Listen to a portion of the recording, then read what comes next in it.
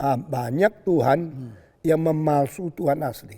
Lalu saya menemukan di dalam kitab suci ada 5 hal yang tidak mungkin dipalsukan. Pertama, kebenaran.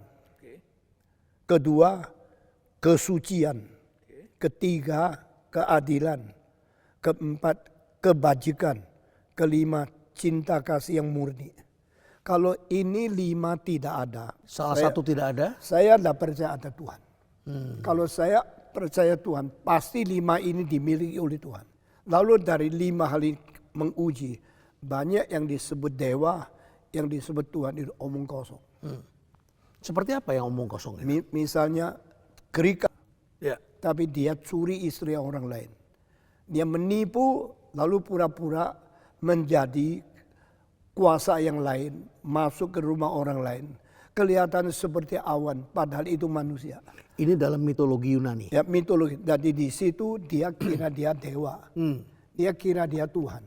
Tapi itu tidak mungkin. Maka saya pikir yang tidak suci bukan Allah. Yang tidak adil bukan Allah. Yang tidak benar bukan Allah. Yang tidak itu bajik bukan Allah. Yang tidak punya kasih bukan Allah.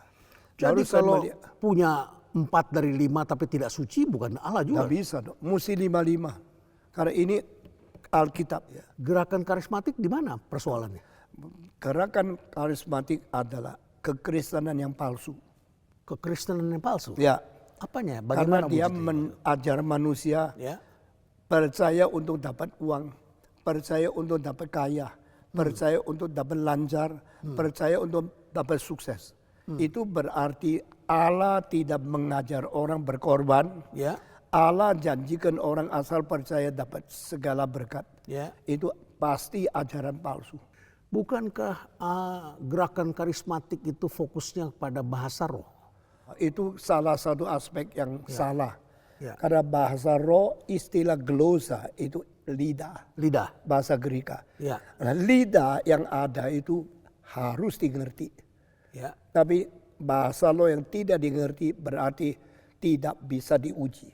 Semua yang tidak tahan uji pasti ada palsunya. Karena tidak bisa diuji, tidak tahu artinya apa. Saya kira itu bukan bahasa roh yang asli. Bahasa roh yang asli bisa dimengerti. Kalau orang tidak ngerti kesalahan orang, tapi Roh Kudus akan membuat orang ngerti. Karena itu tugasnya Roh Kudus. Roh Kudus ada roh yang mengajar kebenaran kepada manusia. Tetapi karunia lidah yang tidak tanggung jawab, ngerti pokoknya bikin orang kaget lalu percaya. Saya tidak percaya itu benar. Jadi menurut tafsiran saya, yang benar pasti tahan uji. Yang benar pasti tahan uji? Yang tahan uji pasti ada caranya. Untuk dimengerti. Jadi Alkitab bukan menipu manusia, mendidik manusia mengerti kebenaran. Sementara kita lihat bahasa roh sekarang sudah mulai menjadi pertunjukan di gereja-gereja dan menarik banyak umat, tiba-tiba kemudian ditumpangkan tangan, semua orang bisa berbicara dalam bahasa roh dan banyak orang yang ketakutan dan juga kemudian tiba-tiba bisa mengeluarkan itu. Adakah contoh di Alkitab? Kalau tidak ada, jangan terima. Maaf karena ternyata terlalu banyak orang, terlalu bodoh. Gampang ditipu dan mereka begitu mau saja karena mendapat faedah. Kalau sekarang ada seorang gubernur dikasih uang izin semua dikasihkan, saya mengatakan itu gubernur yang brengsek karena dia maunya uangnya saja. Kalau Tuhan pun bisa dicokot dengan uang, mana saya mau percaya Tuhan itu Tuhan asli? Tidak mungkin. Termasuk mujizat palsu? Banyak yang palsu. Mujizat yang palsu bisa mendapatkan orang punya hati, sekaligus dapat orang punya uang. Jadi ala pendeta yang seperti menjalankan mujizat palsu, banyak orang kasih uang, dia senang. Tapi itu pendeta palsu sekaligus. Jadi kita mesti hati-hati. Ya, saya lihat di beberapa negara Afrika ada bisa menghidupkan orang mati, ternyata orang itu tidak mati sebetulnya. Itu semua palsu. Jadi banyak orang lihat, wah kaget. Sebenarnya yang penting bukan mujizatnya. Yang penting sesudah mendapatkan mujizat hidupnya berubah tidak. Kalau Kemudian juga ada ramai di kalangan gereja pendeta yang selalu bicara tentang kemakmuran dan bicaranya tentang perpuluhan. nah, Dan kemudian ditakut-takuti umatnya sehingga kemudian di salah satu kota di Jawa Tengah saya diberitahu hampir semua pabrik di sana 10% dari sahamnya dimiliki oleh pendeta tertentu di satu kota. itu pendeta yang rakus, pendeta yang tidak jujur, Ya. nah itu nanti hukuman lebih berat dari orang lain. Ini Pak Tong ngomong benar ini berdasarkan apa yang Pak Tong pelajari. Oh, saya bukan sedang ngomong, saya pernah di hadapan pendeta.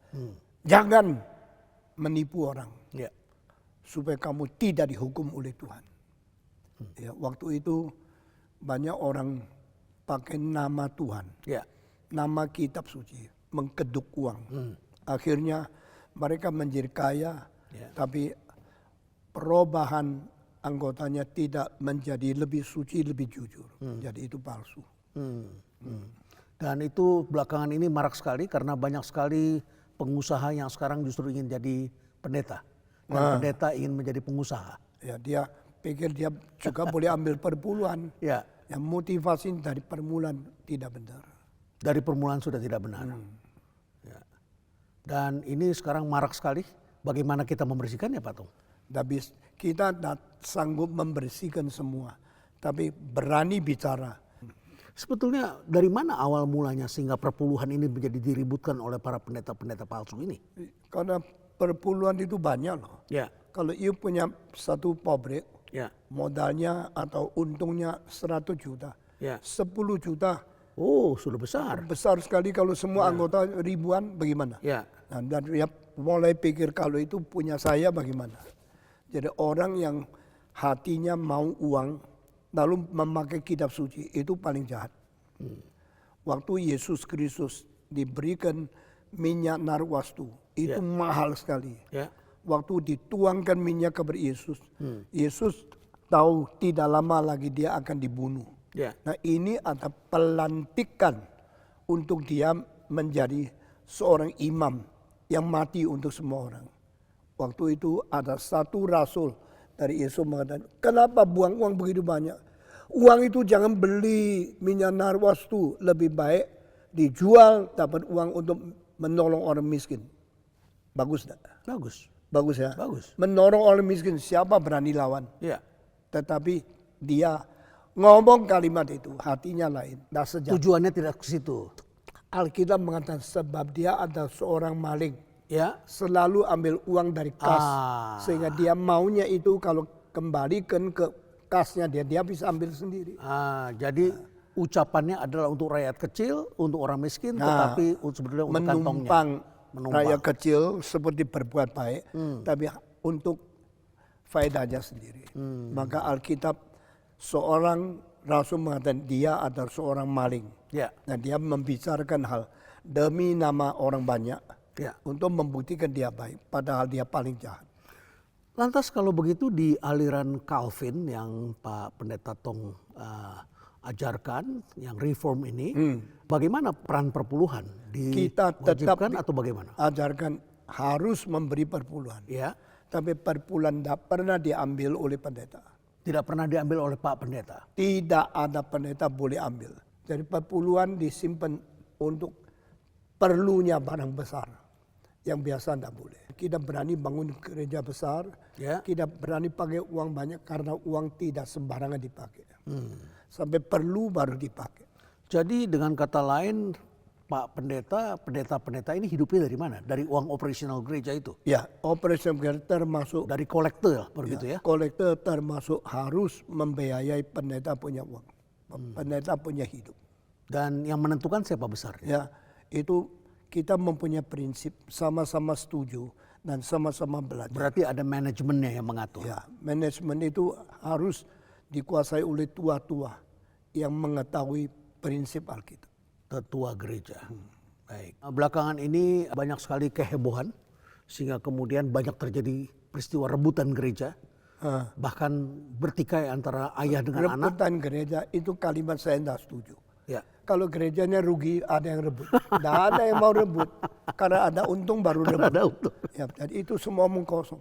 kalau mau bangun gereja besar ini, bisa 6.000 orang. Bayarnya berapa? Saya silakan siapapun mau jadi pendeta yang mengganti saya, silakan ambil. Tapi you bisa bayar enggak? Kalau you enggak bisa bayar, pasti you enggak mau. Dari mana Pak Tong membiayai? Saya cuma serahkan Tuhan. Dan saya khotbah dengan sangat giat. Akhirnya orang datang dan saya enggak pernah paksa satu orang. Enggak pernah bilang, you mesti berapa? Enggak. Khotbah dengan baik, menurut Tuhan gerakan hati mereka. Mereka kasih persembahan, dikumpulkan cukup. Ya, cukup untuk biayai pendeta-pendeta. Cukup untuk membiayai maintenance. Cukup membiayai pajak. Cukup membiayai pembersihan. Saya tidak tahu bulan depan bagaimana. Apalagi saya kalau sudah mati, pendeta lain datang masih bisa enggak? Saya tidak tahu. Nah itulah sandar sama Tuhan. Itu namanya beriman kepada Dia. Dia mensanggupkan segala sesuatu. Tidak gampang loh ini. Kalau di apa itu company kan uangnya cukup banyak untungnya. Di sini tidak ada yang jamin berapa orang kasih persembahan berapa. Tidak ada yang jamin kok. Tidak ada subsidi dari pemerintah. Tidak ada uang bantuan dari luar negeri. Gedung ini dibikin dari hari pertama. Tidak ada bantuan pemerintah. Tidak ada bantuan gereja luar negeri. Tidak ada Belanda. Saya tidak ada pemerintah. Tidak ada. Justru waktu bangun pun 1 rupiah tidak pernah pinjam dari bank. Cuma beriman kepada Tuhan kasih keuangan cukup untuk bayar. Tapi Tuhan betul-betul apa yang Dia katakan itu jujur. Ya, ketika Pak Tong mulai dikenal, saya juga mengenal nama Billy Graham. Banyak prinsip yang sama, tapi banyak cara kerja beda sekali. Berbeda. Di mana samanya, di mana berbedanya? Sama-sama Billy Graham adalah orang yang tidak bersandar kepada orang kaya. Ya, saya juga tak pernah. Waktu bangun gereja ada orang kaya mau bayar kalau janji imannya kurang dia tutup. Saya bilang tidak boleh. You tidak berhak. Jadi akhirnya bagaimana? Mari kita sama-sama masuk. Sama-sama tulis you mau kasih berapa. Akhirnya kita kurang uangnya. Tapi di dalam 2 tahun bangun sampai selesai, saya tanya ketua panitia pembangunan. Sudah jadi sekarang kita utang berapa? 1 sen pun tidak utang. Baik. Apa perbedaannya dengan Billy Graham? Billy Graham khotbah, dia tidak pernah, saya di dalam khotbah selalu panggil siapa yang mau menjadi pendeta, maju ke depan, serahkan diri, masuk sekolah teologi. Billy Graham seumur hidup tidak pernah panggil orang jadi pendeta. Tapi yang ikut saya di 17 mulai berkhotbah sampai sekarang umur 84. Yang maju ke depan mau menjadi hamba Tuhan sudah lebih 560.000 orang. Ini beda sekali. Di seluruh dunia. Ya. Pak Tong pernah bercerita kepada saya bahwa ini banyak juga dibangun di museum. Pak Tong kumpulkan itu belinya mahal-mahal. Benda-benda bersejarah itu. Barang-barang seni. Mahal sekali. Dan saya tanya uangnya dari mana Pak Tong? Pak Tong katakan itu adalah karena Pak Tong adalah pembicara seminar internasional. Saya bicara di mana-mana. Ada orang yang memberikan honor untuk saya. Saya tidak pakai. Saya semua pakai untuk beli barang. Jadi tidak pikirkan sendiri. Sehingga saya boleh miskin, tapi pekerjaan Tuhan tidak boleh miskin. Seperti apa miskinnya Pak? Miskinnya, saya tidak mempunyai mobil mewah. Saya tidak mempunyai barang mahal untuk sendiri. Tapi saya berani barang yang bermutu taruh di museum. Jadi pendeta sebaiknya jangan bicarakan jam yang mahal. Saya ada. Tapi saya akan simpan kalau besok saya CIT mau bangun semua dijual untuk uang. Persembahan untuk sekolah. Calvin CIT, Institute of Technology. Ya. Itu sekolah yang Pak Tong Itu tanah sudah beli. Ya. Bangunan belum. Pak Tong membangun kampus itu tidak mudah. Ada banyak kawan saya pun dia adalah profesor bikin kampus tidak berhasil sampai kemudian harus dijual kepada orang lain. Ada lagi pengusaha yang bikin kampus mahasiswanya tidak banyak, tidak dapat dukungan. Mengapa Pak Tong mengambil resiko mendirikan kampus? Karena kampus terbaik di dunia, Harvard, Yale, Princeton, semua dibangun oleh orang reform. Apa bedanya metodis dengan reform? Metodis pentingkan penginjilan, reform pentingkan doktrin. Ya, di dalam Alkitab, if you fear the Lord and you jalankan kehendaknya, you akan mempentingkan semua yang paling berharga untuk manusia. Doktrin dalam Negara Kesatuan Republik Indonesia, doktrin yang Pak Tong ajarkan, nanti mahasiswanya kan bisa saja datang dari berbagai latar belakang agama. Ya, bisa. Bagaimana doktrin itu Tapi diajarkan? kita dirikan berdasarkan ajaran Alkitab. Ya. Jadi kita harap mereka belajar firman Tuhan. Kalau mereka tidak mau, tidak paksa. Ya, tapi ajaran firman Tuhan itu menjadi dasar. Takut kepada Tuhan adalah permulaan bijaksana. The fear of the Lord is the beginning of the wisdom. Alkitab mengajar ini. Dan kalimat-kalimat yang penting ini sudah menjadi batu fondasi dari para Harvard, dari Yale, Princeton, Columbia, semua sekolah yang paling penting. Karena bangun sekolah kindergarten bisa cari uang. Bangun universitas pasti rugi banyak. Ya betul, tidak mudah itu. Ya, tapi tidak apa-apa lah. Yang penting Tuhan senang, Tuhan kasih, kita sandar sama dia. Baik. Pak Tong juga menarik sering mengkritik pemerintahan Cina. Karena itu pemerintah yang tidak menghargai Tuhan, tidak percaya ada Tuhan, berdasarkan Karl Marx, Lenin, Engels, itu semua adalah orang yang ateis. Dan Sampai mereka, hari ini? Sampai hari ini. Bukankah mereka sekarang sudah lebih terbuka? Tidak pernah terbuka. Lihat tujuan terakhir musnahkan agama. Pak Tong melihat indikasi itu di Tiongkok hari-hari ini masih terjadi? You tahu orang Tiongkok secara diam-diam Ya. tangkap orang yang mereka tidak setuju, Ya. dibedah secara paksa, ginjalnya diambil untuk jual. Nah ini Tiongkok menjalankan. Ini real Pak Tong? Bukan serial, sudah terbukti. Sekarang Amerika banyak mulai marah sama Tiongkok.